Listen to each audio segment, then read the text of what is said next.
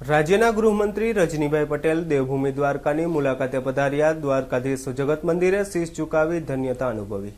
ગુજરાત રાજ્યના ગૃહમંત્રી રજનીભાઈ પટેલે દ્વારકા તેમજ બેટ દ્વારકાની મુલાકાત લીધી હતી। ગૃહમંત્રી ત્યારબાદ ઓખાની મરીન પોલીસ સ્ટેશનની મુલાકાત લીધી હતી અને દેવભૂમિ દ્વારકા જિલ્લાની હાલની પરિસ્થિતિમાં કાયદો અને વ્યવસ્થા અંગે જિલ્લા પોલીસ વડા જગદીશ પટેલ સાથે બેઠક યોજી હતી અને બાદમાં સુપ્રસિદ્ધ યાત્રાધામ બેટ દ્વારકાની મુલાકાત લીધી હતી અને નાગેશ્વર જ્યોતિર્લિંગ અને જગત મંદિર દ્વારકાધીશના મંદિરે દર્શન કર્યા હતા।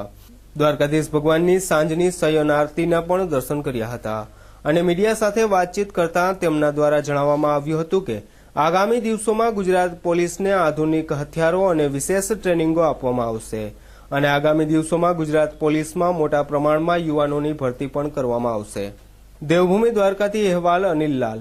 26 જાન્યુઆરી નિમિત્તે આગામી પ્રજાસત્તાક પર્વની ઉજવણી એ રાજ્ય કક્ષાની નવરચિત જિલ્લા દેવભૂમિ દ્વારકા ખાતે જ્યારે થવાની છે અને રાજ્યના માન્ય મુખ્યમંત્રી શ્રી, માન્ય રાજ્યપાલ શ્રી એ કાર્યક્રમમાં અહીંયા ઉપસ્થિત રહેવાના છે, ત્યારે એના પૂર્વે સમગ્ર જિલ્લામાં થયેલા વિકાસના કામો એના લોકાર્પણ અને આગામી સમયમાં થયેલા એ કામોના લોકાર્પણ અને આગામી સમયમાં જે કામ કરવા માગીએ છીએ એના ખાતમુહૂર્તનો એક કાર્યક્રમ જે પ્રમાણે દર વર્ષે થાય છે એવા કાર્યક્રમના ભાગ સ્વરૂપે આજે દેવભૂમિ દ્વારકામાં આવવાનું થયું છે।